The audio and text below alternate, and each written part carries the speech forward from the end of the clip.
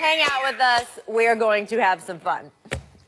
So it was a busy weekend here in LA where the Cavaliers were in town to play the Clippers and the Lakers. And let's be honest, I mean, it's always a bit of a circus when LeBron is here because so very many very famous people want to be in the same 94-foot space that he is.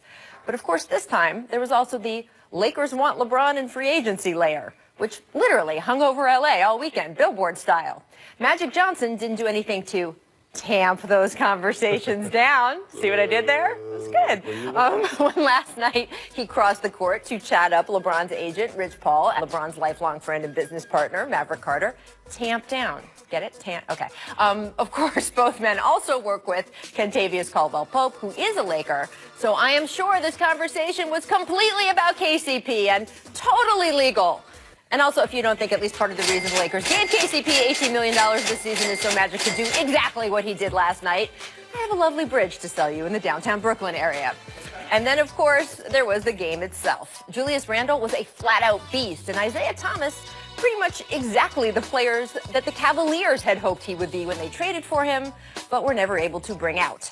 And afterward, there was all the expected chatter of how, if indeed this was an up-close audition for LeBron, the Lakers had acquitted themselves well, which is a lovely thought, except it's also completely ridiculous because it assumes that LeBron James, whose basketball IQ is off the charts, doesn't already know exactly who the Lakers are and every single facet of both the pitfalls and potential he'd find if he decided to come here this summer.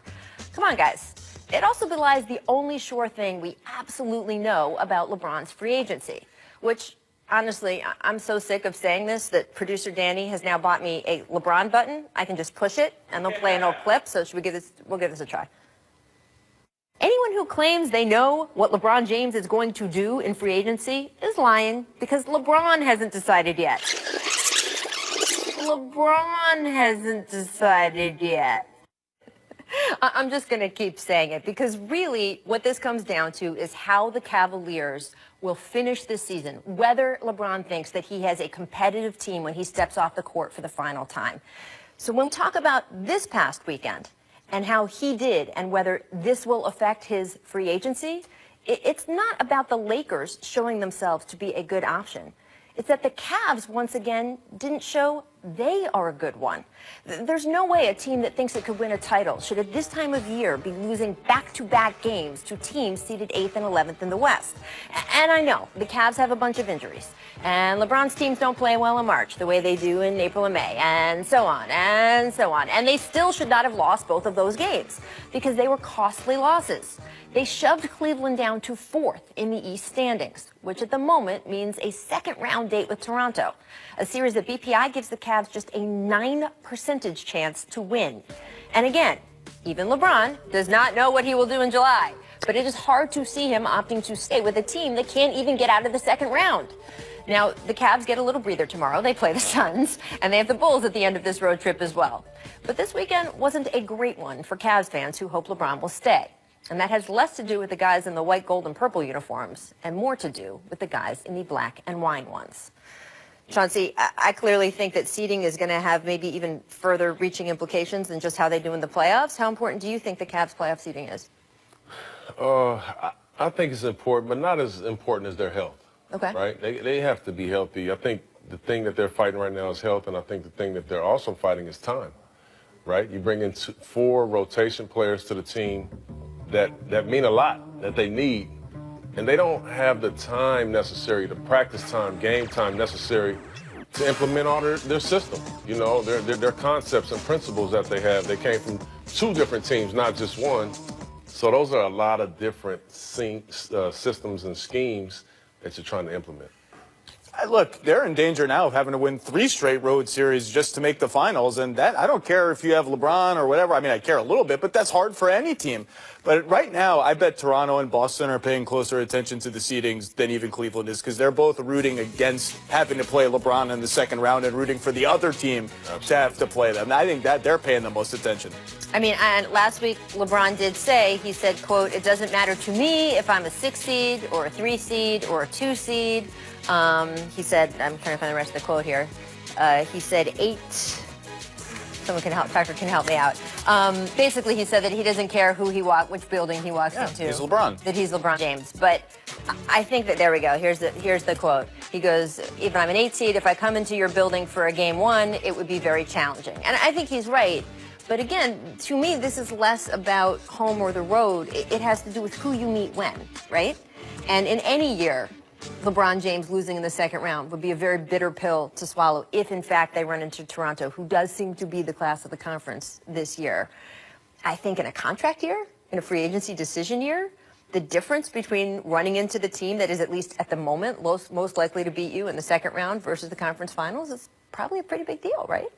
It is a big deal. I mean, if you're LeBron James, I mean, you're playing to not only get to the finals, but try to win, right? So we're literally sitting here talking about the second round and LeBron James losing in a year that is probably a season one of his best ever. So, yeah, those things make a difference, but I'm telling you right now, the playoffs are different. You know, they just are. You get a chance to scheme for one team for 10 straight days or 2 weeks. The playoffs are just different. And I can, to Zach's point, trust me, these other teams, the Bostons, they don't want to play LeBron James in a second round series, no matter what the BPI says, 9%. I'm not buying that.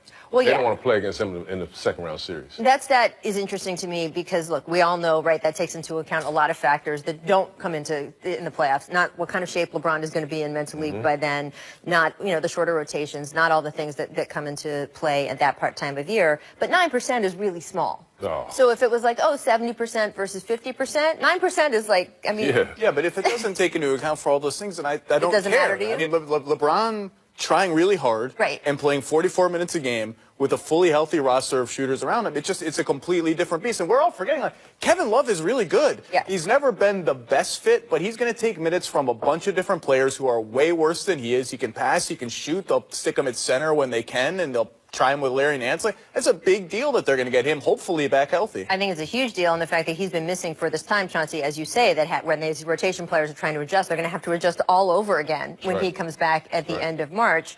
I just don't know if it's enough of a thing that you can account for all these losses to some pretty bad teams. And then again, where it comes into account, where you're home on the road, I was sitting courtside for you guys in, what was it, against the Spurs, 2005? Yeah. You would have won that game 7, right? If it was in Detroit, sure. I mean, I know they felt that way. I know they felt that way. Absolutely. We felt we should have won this one on the road, but this is what we learned. We beat the Lakers, obviously, in 2004. We didn't have home court advantage, but we came and took it away from them.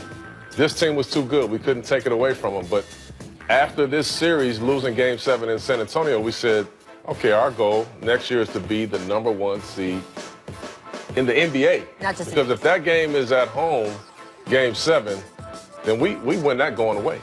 Right. Well, obviously, the Rockets have had their similar feeling. We'll discuss that a little bit later in the show, too. It's interesting. We will also get to the Lakers side of the equation in a little. It's an hour-long show. We have so much time. This is going to be so great. But first, it is time for... It's a make or miss lead. It's a make or miss. It's a make or miss. It's a make or miss lead. It's a make or miss lead. Hey, it's the only way we're seeing Kawhi right now. Make footwork, watch Nikola Jokic spin like a ballerina, and eventually find Jamal Murray for the bucket. I would have fell in the, Indian style. I've been so dizzy on that play. No travel. No travel. Good footwork. See, there you go. Fundamentally sound. Miss, respect. LeBron getting fancy last night. First, this no look to Zizic, right? For the dunk, the little pose afterward. Listen, he fooled me on that play. I was sitting courtside. And there you go. And then through Lonzo's legs to Jeff Green. That's nice. Chauncey, we're up close. For which of these do you like better? This one right here. Yeah? Absolutely. Because it was just... I mean, I was calling the game and he fooled me. I thought he was throwing it out for the 3-ball. That was kind of risky, too, because Zizic doesn't play that much. So the fact that he knew where to be and sort of what to do, I mean, easily he could have fooled the kid as well. What was the final score of this game? Wow. Yeah. Wow, Zach Lowe, Meg tanking. Donovan Mitchell hit this up and under. The little circus shot. The Jazz beat the Pelicans yesterday. They've now won 18 of their last 20. That's that Kyrie English right there. They're going to make the playoffs, Zach? Right now, all the fancy computer systems have them like 80-90%. They have a lot of home games and easy-ish schedule. They're playing well, and Mitchell was a Is this that monster. BPI system we talking about? No, this is better than BPI. Man, I was about to say, come on, man. None of that. Miss Elevation, closing seconds of Brooklyn last night. Why? Moscow. Why? Oh, I don't know. poor Timo. Now we got to do this to the guy. Do you just stop trying to dunk? Cash the That's you? checks, Timo. Oh, Cash the man. checks and don't watch it. Right? Don't watch it. You saw what Brooke Is that the new Wilson did Javale last night? McGee?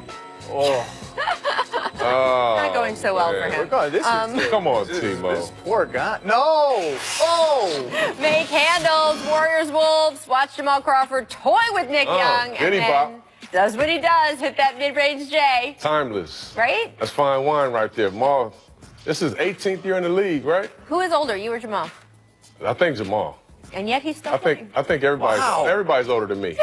No, really, I'm definitely older than He Jamal. looks exactly the same He as does he did look 10 exactly years ago. like he Man, did. baby I don't know. face. Man, that's crazy. There we go. I don't know. All right, we have much more for you on The Jump coming up. Did the Raptors lay out the blueprint for beating the Rockets on Drake night? We will discuss. But first, here's our distant replay. This date in 1993.